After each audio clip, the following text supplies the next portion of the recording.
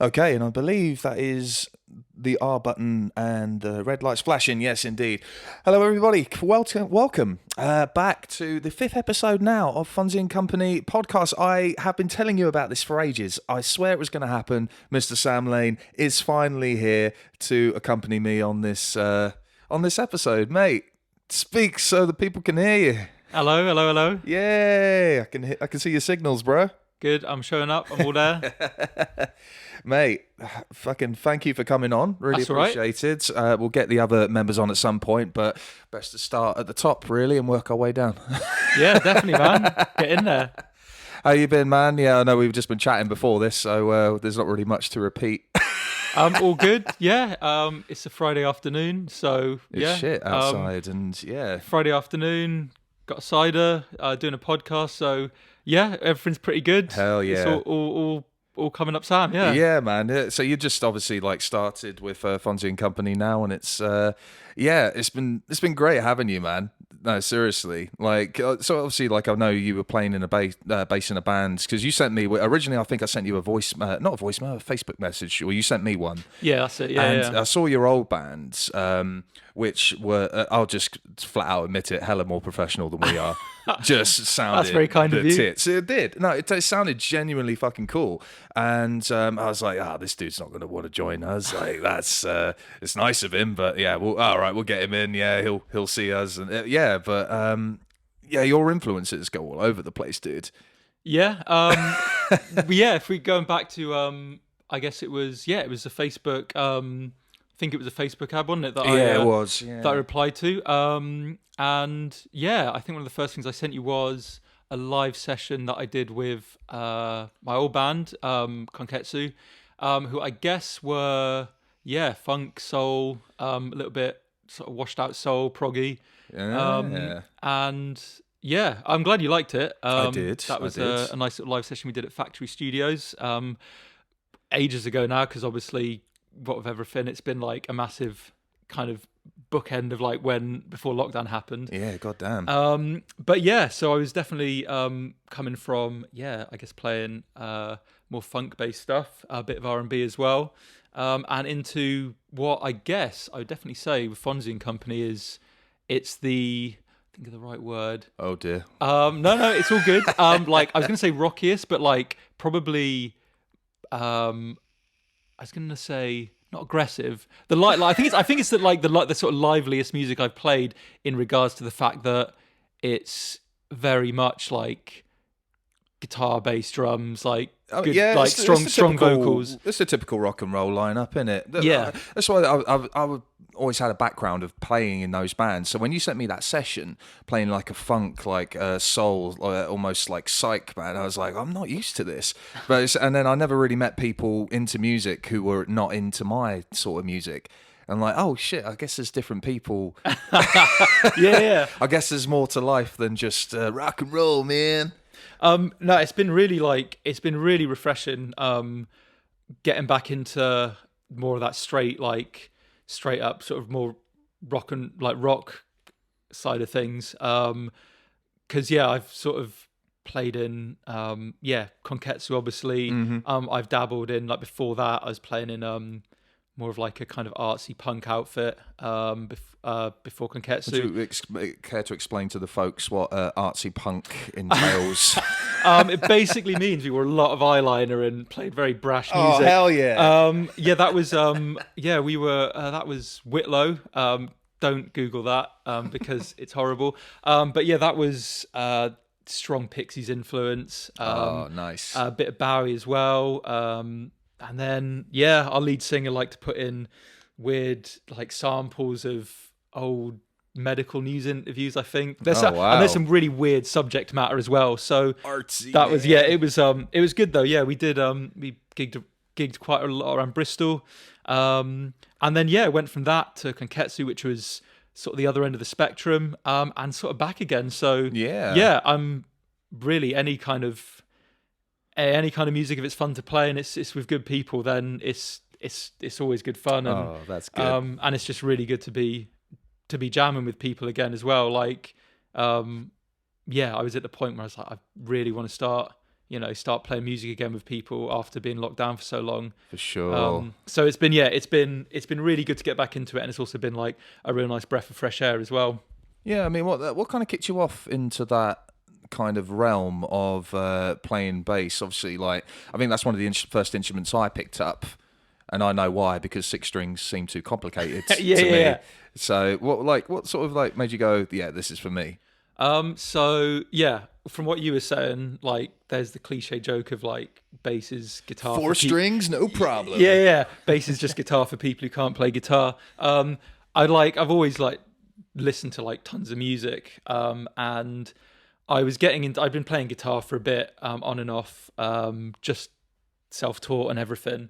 No lessons ever. And sorry? No lessons ever. No, not for guitar, or bass. And then I think, I was playing guitar for a bit, enjoying it, and then I just decided to save up a bit. Got just a cheap Squire P bass little amp, and yeah, that was it. I think I got it, started playing around with it, just went on YouTube, learned some stuff, and oh man, it's so much fun. I just like, it was the first time I'd played an instrument that I could just like was playing. I was like, it's just fun. Do you know what I mean? Right. No, it is. So, and then since then I've been playing bass now for probably about 10, 11 years, I think. Shit hot. And yeah, that was it. And then since then I've dabbled in a bit of like, taught myself a bit of keyboard, piano. I still play a bit of guitar every now and again. And I did start taking drum lessons about you told me, man. Yeah, 2 or 3 months ago. I was, that was something that I sort of thought about for a while, and I thought, yeah, why not? So yeah, bought a pair of drumsticks and been learning how to hit Doing things on the really pots hard. and pans, man. Yeah. Yeah. But we said about the electric drum kits. You're thinking about possibly getting one of those at some point, just an acoustic kit in a house. Yeah. Especially with your missus in, like. Yeah. So that was the other thing I was thinking. I really want to start learning drums, but obviously, to learn drums, like, you need to practice, and to practice drums you need a kit. Luckily, we had, in my old band, we did have a drum kit which is still at a friend's in their garage, so that was really handy in that I could nip over there and jump on that. So playing on an actual kit was really handy.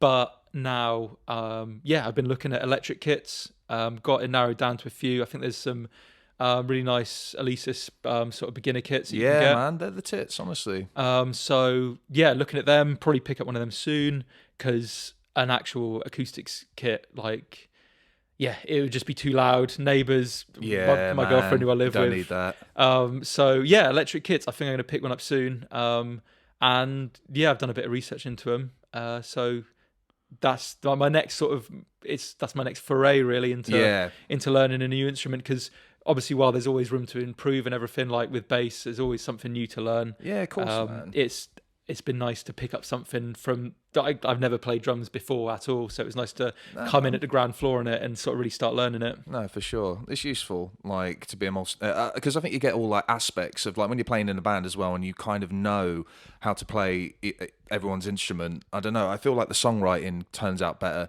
I don't know if it's just me, like, anytime I've ever been in a band and I've had multi-instrumentalists in the band and be like, oh yeah, can you accent this eighth, and you know what you're talking about, sort of thing. Going back saying to the photographer, we just had a photo shoot in Bristol recently. Stay tuned for those. I think we were saying about, like, because he didn't go to university, did he? No. And we were saying, like, YouTube is almost just having that platform there for musicians, especially. It's so fucking useful. Yeah, there's so much on there. It's such a good resource to make use of. Yeah, and almost paying $9,000 a year just seems almost redundant for creatives. Anyway, I'm not saying, like, if you want to go into math, science, or politics or whatever, like, that's not a good way to go to university. But I just found with these creative subjects, when you're paying $9,000 a year, when a lot of it's online, and you can get started from the ground up and just, like, learning on the job sort of thing. Because I've met so many people who have, like, gone to BIM and all that, who have never used their degrees because they can't. Because anytime anyone gets hired, it's usually the people who are most experienced or have a name for themselves, who have built themselves up on social media from the ground up when they left school when they were 16, 17 or whatever. Yeah. And it's a shame. They don't really warn you about that shit. I guess, yeah, with, like you were saying about, I guess, subjects that you could maybe term more vocational, like like STEM subjects, things like that, I guess you quite often have more of this is generalizing a bit, but maybe more of a career path based on that. Oh yeah. Obviously things like law, medicine, things like that, you're not guaranteed a job, but there's a very clear pathway. Definitely. With creative subjects, with a lot of humanities subjects, I think I find it's often quite open-ended in the respects of, well, either there's not many jobs there or it's going to be very hard to get into them. I mean, speaking from experience, I did English Lit and creative writing at uni years ago, and I'm now a carpenter. So, I mean, go figure. Like, I did those subjects because I enjoyed them, and also because I got them just before it was $9,000 a year as well. Damn. Otherwise, I think I'd be probably a bit sore about it. But yeah, I guess you've got to go into to university for the right reasons. And unfortunately, with creative subjects and humanities, I mean, I guess you could argue it's a lot to do with the funding. But there's quite often, jobs out there are very hard to get into. And once you start looking into creative subjects, or creative jobs in the media, a lot of it, unfortunately, is based around things like internships. Man, a lot of it's just a big X factor as well. Like, I go guess. for charisma over. Honestly, there's no really rhyme or reason behind the hiring process for a lot of these places. Sometimes it's, but again, they don't warn you about shit like that. They just say, "All right, here's a guitar. I'll pay us however much, and be on your fucking way, son. Yeah, get on with it." And I've got nothing against them. Again, I've just had such bad experiences with these music colleges and that. Like, I'm sure not all of them are the same, but to be fair, again, it's an X factor. It's someone judging you almost based on opinion. There's no actual academic curriculum to it. It's almost like one guy telling you how he thinks you should wear your guitar, how you should dress, how you should perform, what your tone should be. It's not really a matter of finding your sound and the way it just seems to be an opinionated criteria, right. For them anyway. That's what it felt like to me, anyway. And then I proceeded to play a really shit set for my.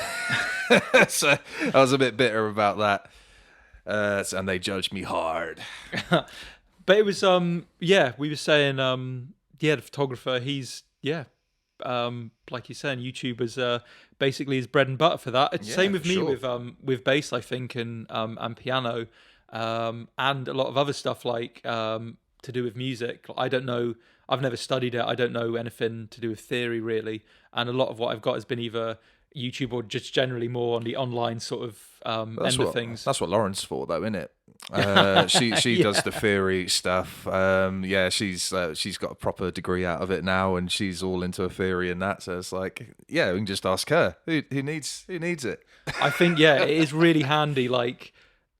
Not knowing any theory, it's in a way you got kind of maybe I have a bit of a rose tinted vision of well, it's fine, you just I'm a creative, it's as long as it sounds good. But it is really, it's such a really good thing to have someone who really knows their stuff about that, who will be able to come in and say that's really good, but we can also do X, Y, and Z based around this, and it'll often be musical structures or things that I wouldn't have even thought of. So it's definitely from both sides of it's from both sides of it. It's really helpful. Yeah, well, I'll just come and go, "Hey guys, got this sweet riff." That's it. Yeah, you end up being "I've got a new song. Have you got a new song, or is it just a riff?" Yeah, dude, it's true.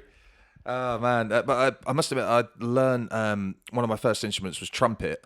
Really? Because my mum forced me into it. I fucking hated it. I hadn't discovered ska by this point, so I was still. And that's the whole reason to play trumpet. Yeah, I know. Tell me about it. I know that now, but it's fucking land of hope and glory. Oh, dude, this is the fucking worst, man. But it was either that or play what do you call them? They're like recorders, but circular.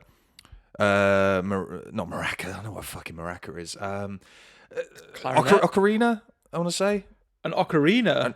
That's very specific. I might be wrong. I'm going to look up ocarina now, and it's going to be some string that instrument. That just instantly makes me think of Zelda. Because that's yeah, that's it. Zelda. Yeah, that's the one thing. A series of games that's almost 40 years old, and the one instrument they chose to include is ocarina, like that's Ocarina, well known. that's- Yeah. that sounds Okay, so pretty- it was a choice between the trumpet or the ocarina. I mean, that's yeah. No, my mum was like, bless her, she's a single mum, so she really wanted me to do well musically because she's a musician herself. So like she picked the trumpet for me. God bless her, love her to bits, but she did pick the trumpet for me. I never wanted to play it, so I was kind of almost forced into this in a little bit. But you know what? I thank my mum every day for it because I now read sheet music like nobody's business. I know exactly, like when I look at a sheet of music, I can like know exactly what I'm playing. Not on a trumpet anymore, no. Right. But yeah, That's a valuable skill to have, though, to be able to like still be able to read music. I think so. I mean, to be fair, it's never come up in like, especially like just been in the contemporary bands where sheet music's kind of redundant almost, Right, and tabs at the maybe at the very most. But no, I never really needed it. I know some bands like you'll get like fucking progs like Dream Theater and shit. Like they just got sheet music on the stage in front of them. You're like, That's like the kind of music where like it's like you need some kind of visual cue to like even just follow what's going on. Yeah. Jesus. Yeah, man. Yeah, I remember you. We were driving back from rehearsal, and you were telling me about all these fucking because we would say. I think I said on the podcast last time that I'd talked with Sam about specifically about what genres like we just can't get along with just certain things, and like what's your one thing? And I was like hip hop, and you said like what? and you said metal. And so we both like challenged each other a little bit to like try a little bit of the other side, have another flavor sort of thing. I did a little bit, so I can't remember the ones you specifically recommend. So I know it was Run the Jewels. I think what was that? I gave you a little list, didn't I? There was Run the Jewels, and there's a Roots album in there as well. I think Game Theory. I put and I think Roots, Run the Jewels, and just to throw you a curveball, I think I put a clipping album in there as well, just for like the weirdness. Because I think so when we were chatting about that, I think one of the things that you picked up on was the sort of lyricism and lyrical content of like hip hop, which can be like incredibly problematic. Like as a fan of rap and hip hop, it's like you listen to some of it and God, this is a good beat, but these people are talking trash. And one of the reasons I included clipping in it was because their lyrical content is bizarre. Like if you like horror movies, like stuff like that, a lot of their lyrical content is about that.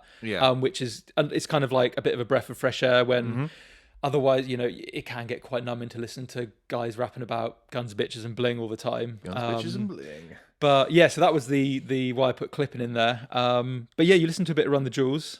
I did try. I must admit, I feel like that kid who shows up to school and says the dog ate his homework. So I listened to one of them because I had heard of Run the Jewels before. I think I'm subscribed to this guy who like bums Kanye West too much. But to be fair, his opinion is very, very sought by, even though he's well into his hip hop and R&B and all that. Like, I must admit, as like. Me into my punk rock metal and things like that, I do really appreciate his like perspective on it, even though it's not necessarily my thing. But so I think I had heard of Run the Jewels before. I saw. I can't remember the video, but it was so they were in a prison lineup or something like that. Was that Legend Has It? That sounds about right. Yeah. So. I started with that, and as I went on and on and on, like lyricism, I didn't really pay too much attention to because I knew you wouldn't have given me fucking guns, bitches, and all that. I really would have like. So I was like, I trust your judgment. These guys aren't just going to be talking about motherfucker, and all that shit. Like, but I found. So what do they call it? Like the flow of the rap sort of thing. Is there like a thing in hip hop where like you almost drag from the beat? For me, like so many, I don't know if it's it must be an intentional thing, right? Because that really, like, I started to notice it, and like, there's almost like their flow to it is almost behind the beat, and it really annoyed me. I don't know why. It was never like on, like it was just what you mean, like not syncopated. It was just like very, but I guess that makes it like quite raw, quite. I guess that's a good point. It's not really anything like bad at all. Like it doesn't like it's not completely like out of time or anything like that. But I just found that fascinating that all these tracks just seem to be almost dragging behind the beat a little bit. Yeah.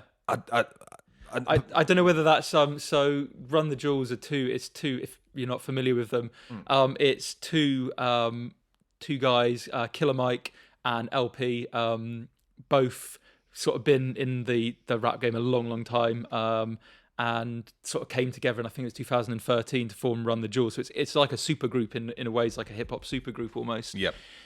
And yeah, the thing about the lyrics, sort of like you say, sort of dragging or not sort of syncing up. Again, with this the is beat. a really loose observation. I really should have paid a little bit more attention to it. To be fair, that was literally one of the only things I picked up on though. Just like the dragging, of the flow. Like it was very tight. When they were together. Just always behind the beat, ever so slightly. Yeah, LP does sometimes sound like he's a bit drunk on tracks, I think, or stoned. So maybe that has something to do with it. But I guess lyrically, their stuff gets quite politicized. I know they were big. They were big behind Bernie Sanders and everything during various US elections. But interestingly, Run the Jewels actually going to sort of what's I guess more of your forte, with punk, pop punk, things like that. Yeah. They've definitely. I think they've had Travis Barker has drummed for them. I think on a few tracks, or one or two tracks. Yeah, Travis gets about a bit in the hip hop. And I think they've definitely done a lot of collabs with various people, but they do have a rock sort of edge to it. Zach De La Rocca of Rage Against the Machine has guested, I think, on all 4 of their albums on one track or another. No way. So yeah, there's So if I'd done my research properly, I should. Well, I mean, yeah, he's I think they've done 4 albums, and I'm pretty sure he's on at least one track on each one. But yeah, legend has it that's an interesting track.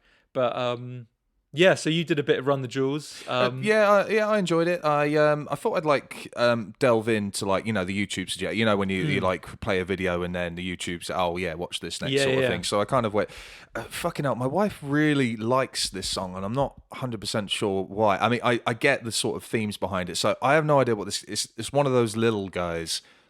Little something. And so he's gay, openly gay. Lil Nas X, is it? Is it?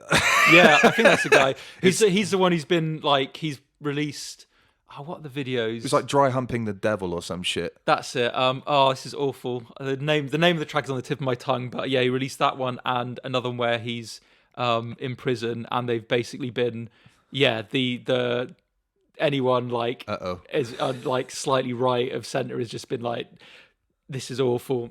This is corrupting the youth. To which he put a really good reply, which was, I think a lot of people have been saying well, my children can't watch this. My son will watch this video and he'll end up being gay. To which Lil Nas X replied, well, if you think that's how things work, just sit him down and he can watch the video for WAP and he'll be straight. If you think that's how this works. You know what? I was just thinking what a great reply that would be to say, I'm sorry, you want your kids to listen to fucking Cardi B? Are you shitting me? And that's a good influence on your kids, is it? Yeah. It's unbelievable. Yeah, it's definitely the sort of, it's okay, if it's one side of the coin, but it's a travesty if it's others, the people who complain that we can't have videos like this because it's wrong to have this much sexualization or to have these conversations about sex around young children. If you're gay. Yeah, exactly. And it basically boils down to well, if you're fine with what pop and hip hop has done a lot, which is sexualized women, then what you're really saying is you have something against people who are gay being on screen and doing music videos and being in the mainstream media. So that was he did it was 2 videos he did recently, and they really really set the internet off a bit. Great videos, great production, and the songs are they're pop bangers, do you know what I mean? But yeah, it's interesting that you went from Run the Jewels, and then it took you to that vein of things. It's very straight. Again, my wife might have been using my YouTube account. I'm not sure. The algorithm. Yeah, when the algorithm goes off, man, it gets you, man. It gets you. So I love everything about that little Nas dude. Everything, but that I can't get on with the music. I'm sorry. That's just something that's just me. I'm sure it's perfectly. I couldn't even give you a fucking verse right now. It runs off a bit for me. But I mean, everything else, stand up for who you are, your sexual orientation, and to be just so, especially in the rap game where it's there's no which way about it. There has been a lot of homophobia on the rap side of things. Yeah. But to be fair, on the rock side of things, there's been just about. I mean, Fel Anselmo from Pantera not too long ago throwing Nazi salutes and F word this and F word that. It's in both worlds. I mean, it comes down to a case by case basis where it's just a few fuckers that ruin an entire genre or an entire way of thinking for some kids, and we can say, oh yeah, hip hop's got all these bad messages or whatever. They're so one track mind, and you've showed me like a few. But I swear to God, I will listen to. All in good time, man. I will. Hey, I you've swear. got if you. Yeah, there's a wide selection of things for you to like really get into. I think Run the Jewels, Root, and Clipping. So that's quite a broad quite a broad spectrum of the things that are out there. I mean, these are like quite current artists at the moment, or like. So I think I did Clipping's quite relatively recent. They've they're still putting out music at the moment. Run the Jewels at a similar kind of. They've both been around since like the early 2010s. Roots have been around a lot longer than that, and have released some real I guess I don't know, I might be wrong in this, but for me, Game Theory, that's kind of seems like a bit of a modern classic. Okay. So they're a bit have been going for a bit longer. Again, I sort of recommended them because they have a live band basically. And I saw them years ago, and that was the first time I'd seen a hip hop show with a whole live band. And it was amazing. Excuse me, it was amazing. Just the chops all those guys had, they did all the songs, and towards the end they were just everyone bang, bass solo amazing, bang, keyboard solo amazing. The drummer, a guy Questlove, just an absolute machine on the drums. It was amazing. It was really that's cool. Growing up and mainly listening to guitar-based bands, rock-based bands, and it was amazing to see that. It was great. And I just really remember, I mean, when I saw them, this would have been going back 11 years, but I have a really specific memory of the bass player just ripping this crazy solo, but having and this dates it because you could smoke indoors. And he had a cigar hanging out the side of his mouth the whole time, just jamming out. And it was, it was really special. And that again, with the Roots, that would send you down. You've got them, then that would lead you into the jazzier side of hip hop, things like that, the live instrumentation things, live instrumentation of hip hop. So there's a very it's with any genre really, there's a very wide range of things. Of course, the ones, the little bit of homework you gave to me was specifically White Pony by Deftones. Look, I thought it. I think I said it on the chat, but to be fair, I listened to that album when it first came out, and I think I listened to it again about just before lockdown. So I will admit, apart from the obvious Back to School, I really can't remember a huge amount, but I was just thinking of albums I could give you, and I know Sam, the drummer Sam, is really into Deftones, and I thought that's a good way to go, to introduce Lane to some metal, but so the vocals are kind of rhythmically based, so there's a really good flow to them, but it's still heavy as balls. And I don't know, Deftones, not one of my favorites, but White Pony is a fucking iconic.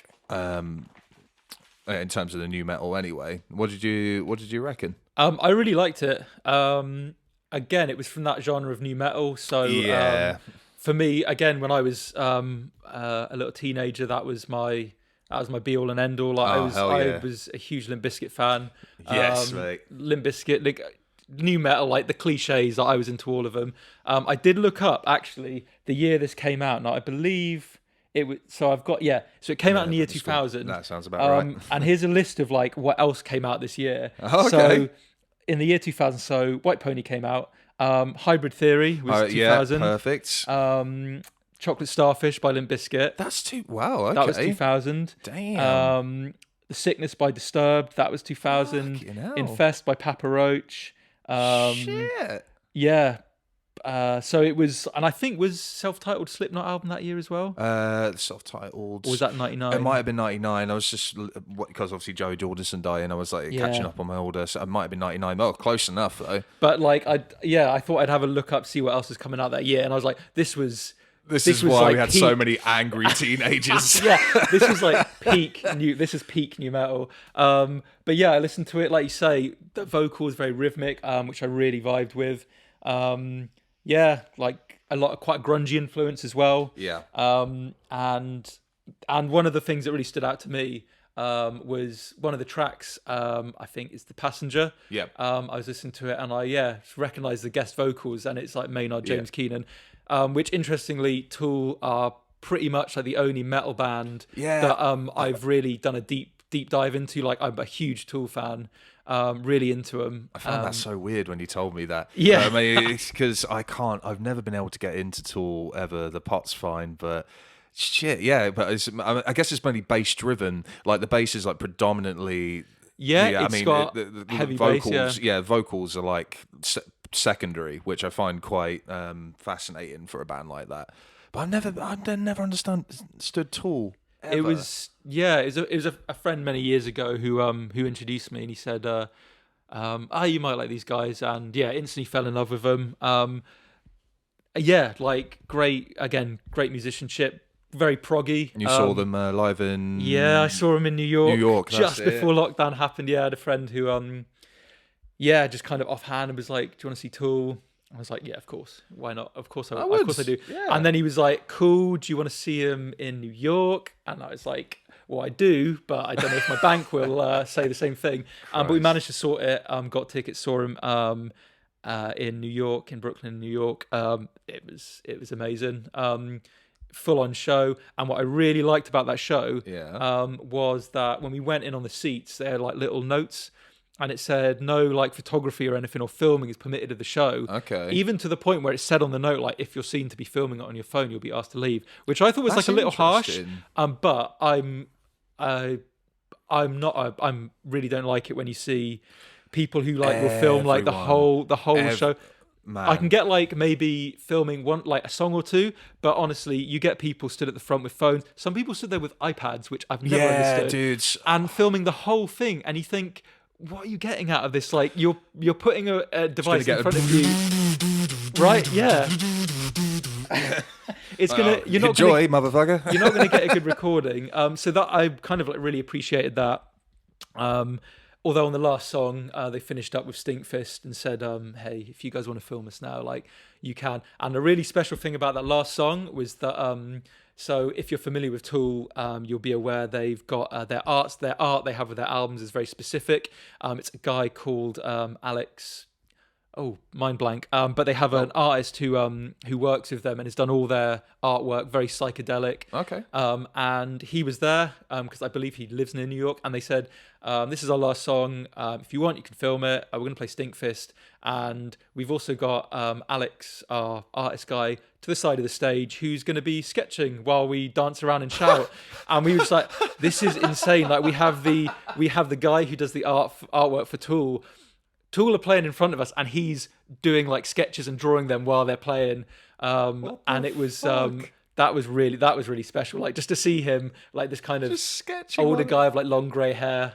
If you look up Tool and look up the guy who does their artwork, it's amazing, very psychedelic. It's really cool stuff. But he was there for that show, so that was a pretty special concert experience. Well, I mean, all their songs are about fucking half an hour long, so it's not like he hasn't got enough time to get a good sketch. Yeah. But listening to White Pony and having Maynard James Keenan guest on that track, The Passenger, was really exciting for me. It did lead me down a bit of a Tool like sort of vein for what I was listening to sort of last week as well. Yeah. I think I did listened to a few of their albums over the last few weeks after hearing him do those vocals on that. But yeah, going back to White Pony, I really liked it. Good, man. Again, it really scratched that new metal itch that I've always got. It was good. No, and it put enough. me on a good Tool vibe for a bit of the week. Nice. Which is good. So I think, it was a good cultural exchange there. Yeah, fair enough, man. Again, I will properly get into it. I swear to God. Like, I do want to. I mean, I was telling you, like, I'm not dissimilar to.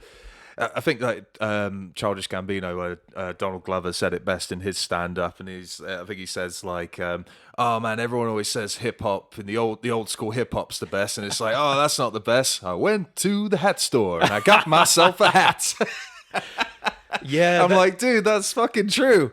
there was there was some stuff that came out kind of recently with the Lil Nas X videos where there was, I think, I'm gonna forget names again now, but there was a few comments made by like what people would see as like older members of the hip hop community. So I think no, I'm forgetting names, but guys who've been doing this who've been sort of rapping since the 80s, and I think a few of them came out saying if this is the state of like hip hop at the moment, like, it's doomed, which, like, I don't know, that's like, well, specifically about the whole Little Nas been I gay. think that, and the kind of that those videos, and I guess it was like them reading into the wider sort of the way that the sort of route that some hip hop's taking.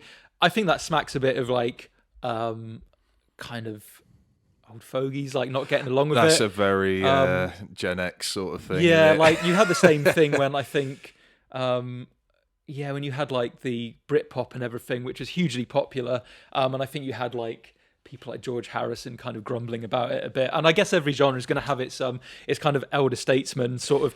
For sure. And even in that vein of things, like for example, George Harrison not really getting along with Oasis. In the same vein, like Noel Gallagher.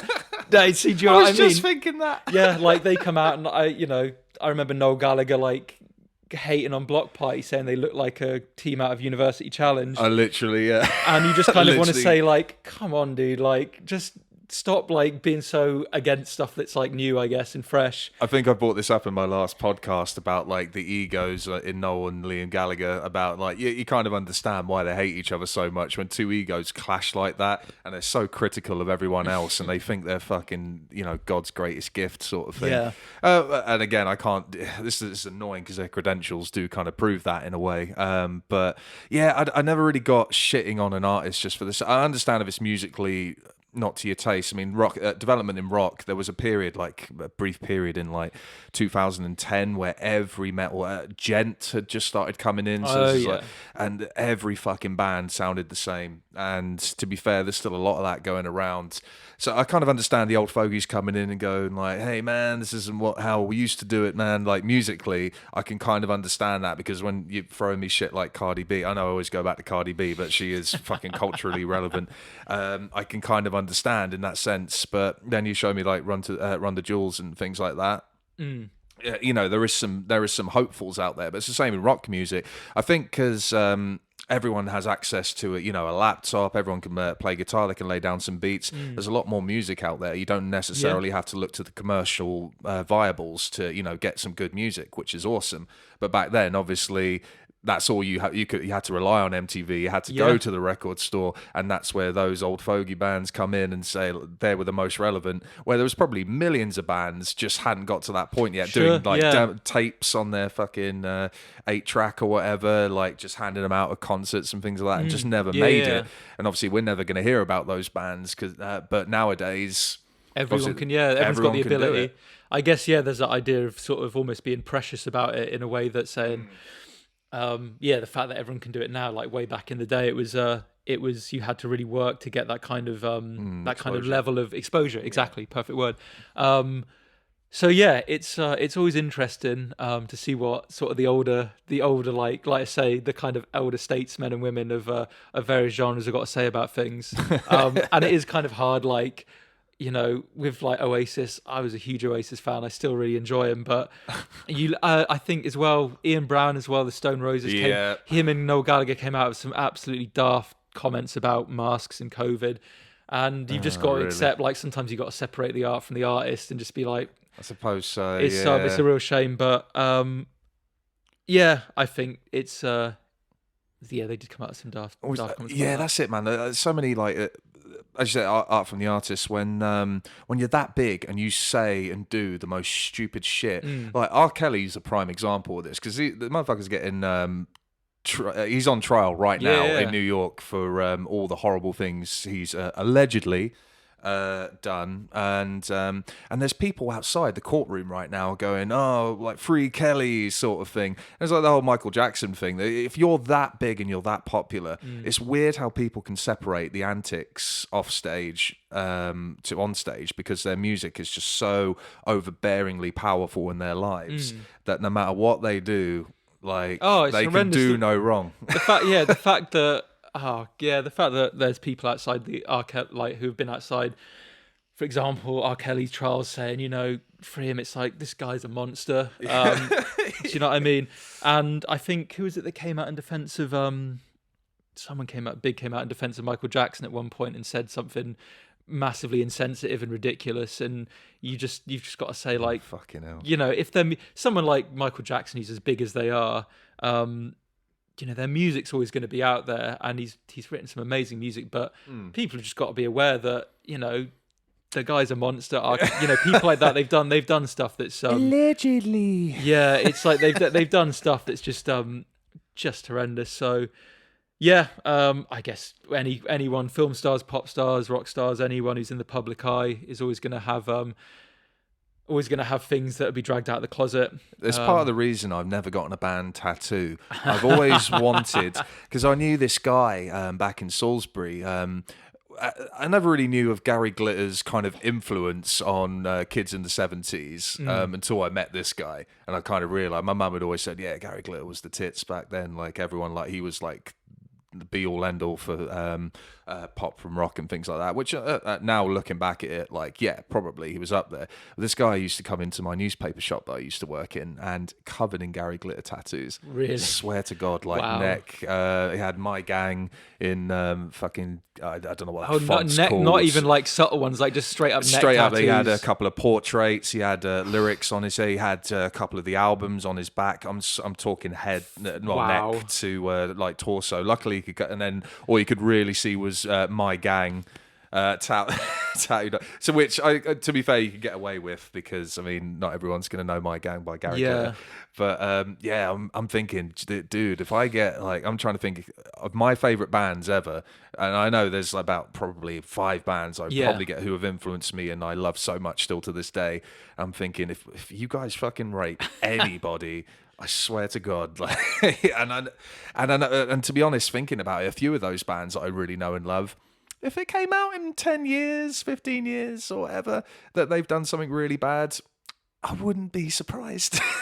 This is what's so bad about it. Yeah, I mean, it's I mean, someone's just come out and because Bob Dylan's just been accused as well. Man, holy shit! I think there's been a limit of statute. Is that the right word? That's just statute of limitations. Statute of limitations. It's just happened. So yeah, someone's come out.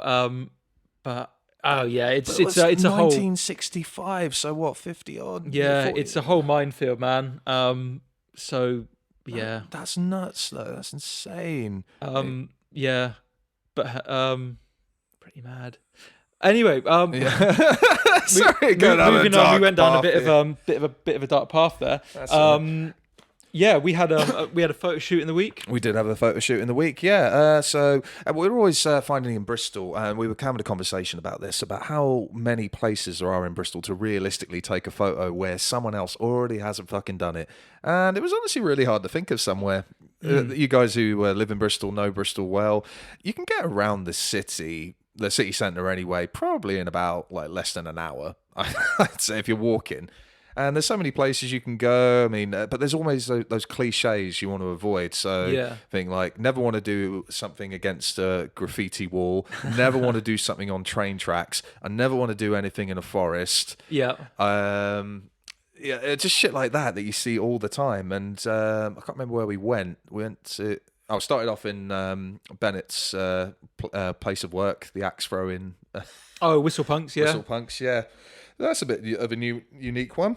Yeah, I thought that was pretty good. Like I've never. It's basically a place where you can go and pay to throw axes at targets. Yeah, you got a chance to throw a few axes. And you're pretty good, man. Yeah, that was good fun. I thought that was. I thought that was a great place to do it. I've never been there before, so yeah, got to throw some axes at targets. And wandered from there. Went to the Hatchet, didn't we? I think we tried to go into a place called Hall Pass. If anyone who knows Hall Pass is listening, you need to tell them to turn their shit on, because we went in there. It was half the stalls are on the chairs. They said they were open, and nothing. It did not. Yeah, the lights were on, but the lights were on, but no one was home. yeah, sort of it thing. was kind of like a bit of a sad vibe. Like, hey, we can. Oh, it's shut. Yeah, they got these basketball games. They got like Virtua Cop, punch bags. They got like used to have beer pong out front. There was all sorts of really cool shit we thought we could do, but it was practically No dice. derelict, man. Yeah, yeah, but you're right. I mean, talking about places that are kind of the cliche ones. Yeah, I think even like a few days before we did the photo shoot, because I did one a few years back, and we ended up going top of there's a big car park and excuse me, there's a big car park in Bristol, which you can get some beautiful shots on, like really nice. Yeah. And I was kind of thinking, oh, maybe that'd be a good vibe. But I think like a day or two before we actually did our photo shoot, I was like just on Instagram or something, and a band photo popped up, and it was a band who'd done like the exact same shot like that we'd done a few years before.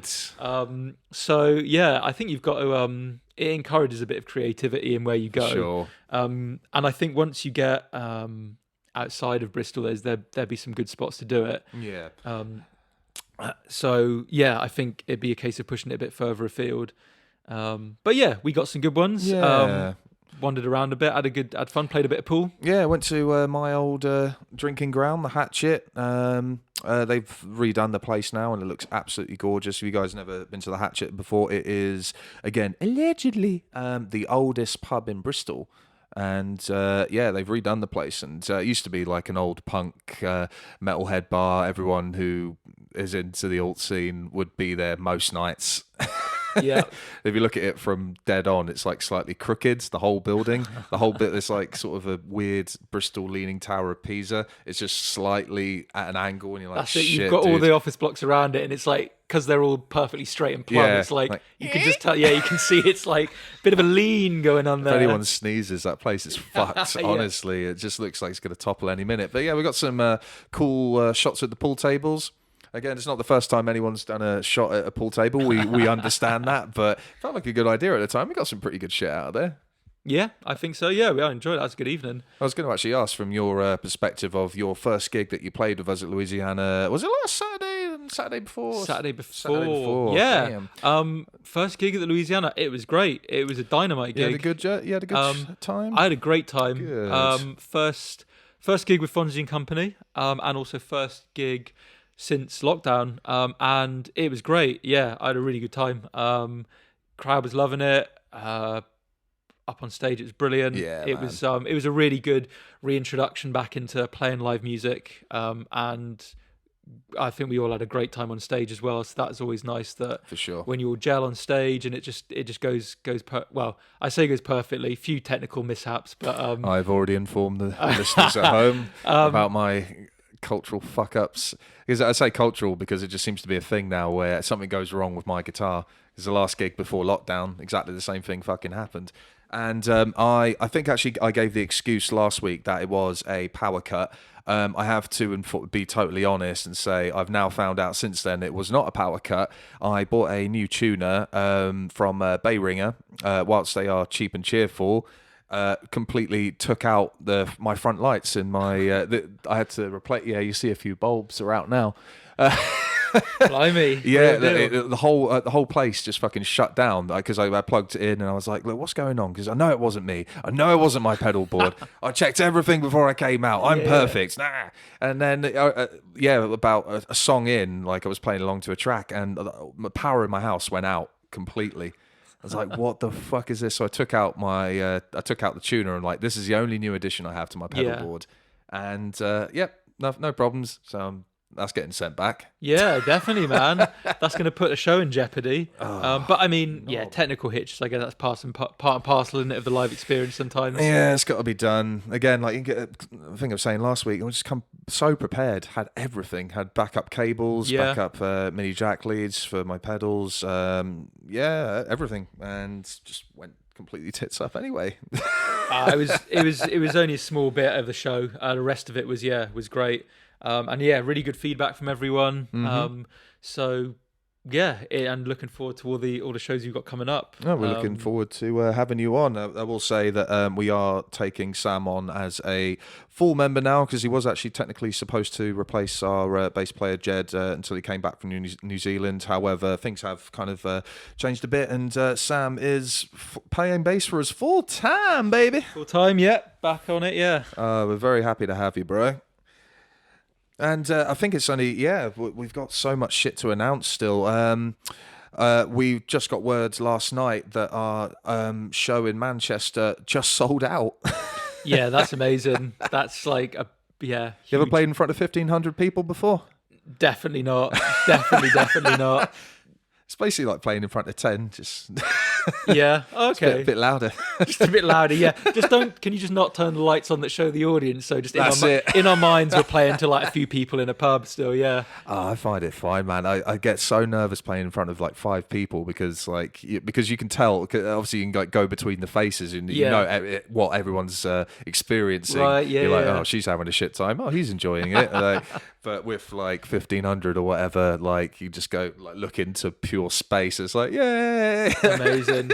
Yeah, it will be. That will definitely be. It will be the biggest gig that I will have ever have played. Nervous? Yeah. I think it'll be similar to the Louisiana gig. Like I've always found, it'll be all right up until about like an hour before you go on stage. Like, and then the nerves will set in a bit, and you've got to like just have a pint and a few deep breaths, and then that's exactly it, man. Once you've got the first few notes of the set down, it's just it all flows nicely. Yeah, it should be. But yeah, again, 1,500 people. See how that goes. But yeah, I think there'll be a few firsts. I think that because that one's in Manchester, is it? Manchester, yeah. So that'll be first time I'll have played in Manchester. And I think. Everyone will know that we play in London as well. I think I've been plugging that show ever since I started this podcast. So Fiddler's Elbow in Camden. That'll be my first show in London. I've only ever played Bristol and Wales. So technically, I've played internationally. Yeah, you have, man. That's an international tour, right there. Country. So yeah, I played the Moon in Cardiff, which is a lovely little venue.